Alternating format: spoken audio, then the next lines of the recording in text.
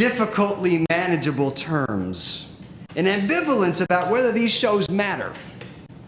All of these seem strategic. Hints that there's something else going on in the writing. Perhaps spiritual exercises for the scholars themselves. Ways of working on rehearsing and presenting their own identity. What is the spiritual political work done by our scholarship? Spiritual and political work done by our scholarship.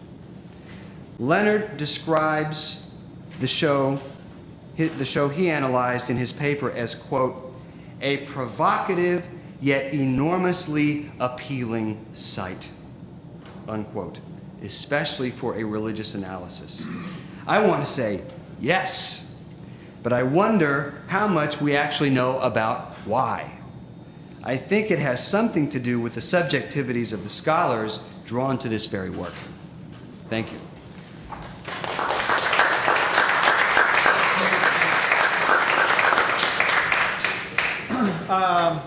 We have a couple of extra minutes, so wondering if any of you have any responses to the response or any comments that you'd like to make, or should we open it to the audience? Okay, in that case, any questions? Yes. Just have a reaction to your last comment, just for my own subjectivity. The paper that I did for this volume is the first paper I've ever done on television. And I certainly felt exactly that in my struggle to figure out the topic and get the handle on it, that it really became a vehicle for something, what I responded to in the show and what I felt, in a sense, called on to write about. Ended up being much more personal to me than some of the other work that I've done. So it made me, your comment made me wonder about our relationship. We're all viewers of these shows as well.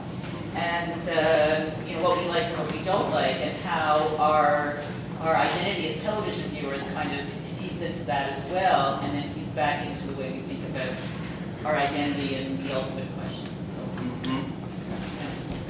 I'll take the other view. I've written about television for 40 years, and the presumption that one can dismantle these papers as acts of devotion is no different, it seems to me, than your work in theology or anyone else's.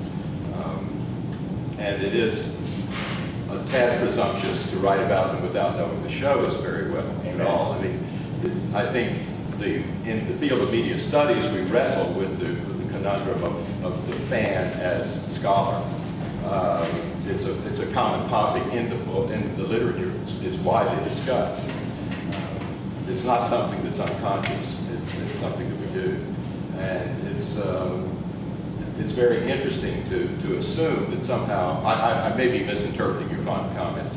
It seemed to me that you were saying there's something distinctive about these approaches that's not there in other disciplines. I was trained as a literary scholar, and certainly everybody who writes about Faulkner or Hamlet or Dreiser, as I did, is engaged in an act of devotion in some way.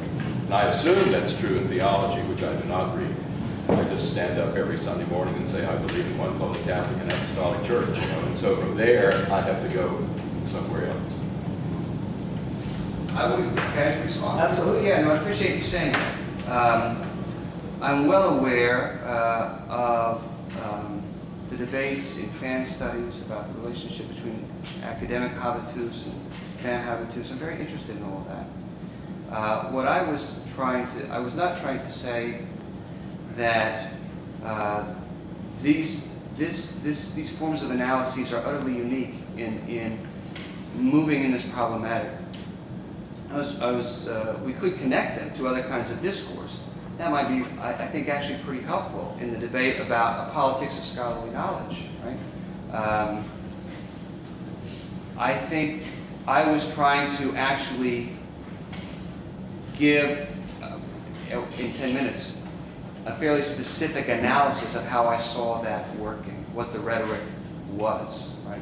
And not in any way to say, no one has ever thought about this before, and no one is aware at some level that this is going on.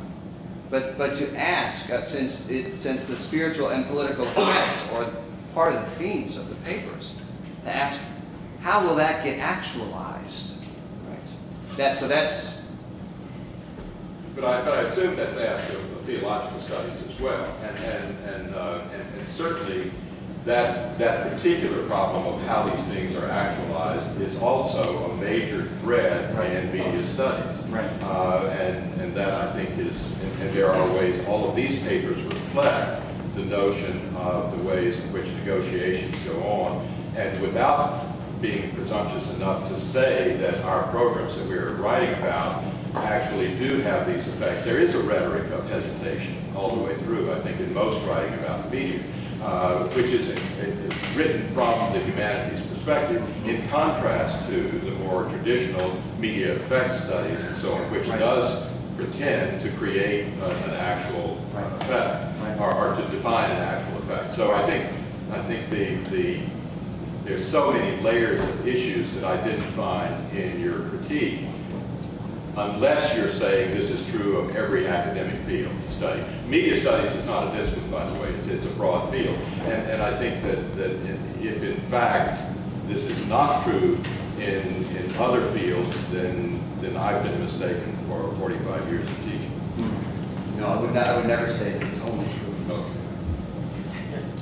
Yeah, well, first of all, I would like to plead guilty, to your various accusations. On the one hand, I think that most honest academicians would likewise do so. I think it's a definite problematic, and I think it is somewhat unique to media studies, given that media studies are dealing with a commercial medium.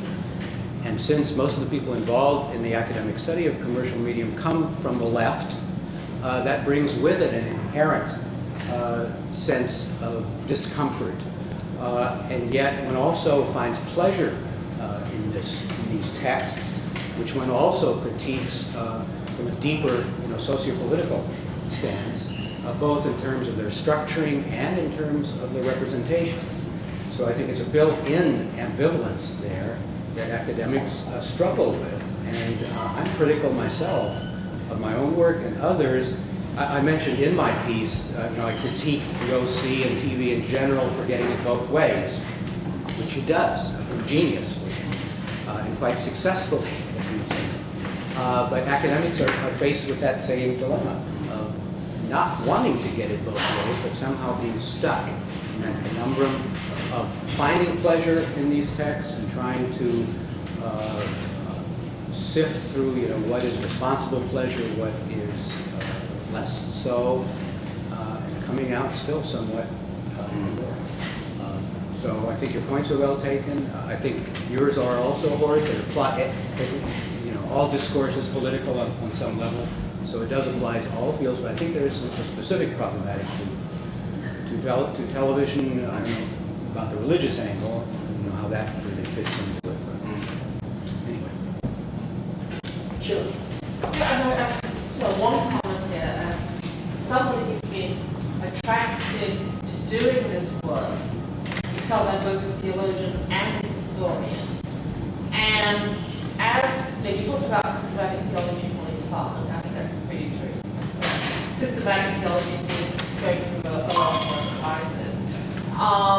And as a historian of early Christianity, one of the things I've realized through working on a TV show was that the language of early Christian theology was the language of Greco-Roman popular culture.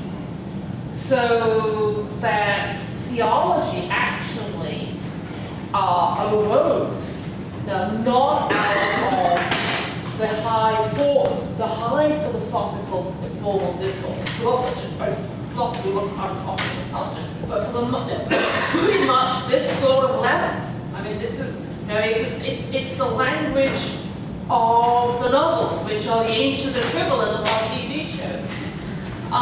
So that's one way. The other thing which I think is very interesting, particularly with Leonard's paper, is that one thing that always distresses me about how Catholicism, being since I'm a Roman Catholic, is displayed on television. It's always this conservative Catholicism The nuns are always in habit. I don't know a nun who wears a habit. And that the sort of vernacular Catholicism is ignored by the media, and ironically, it's something to do with that Catholicism has been very successful in the United States,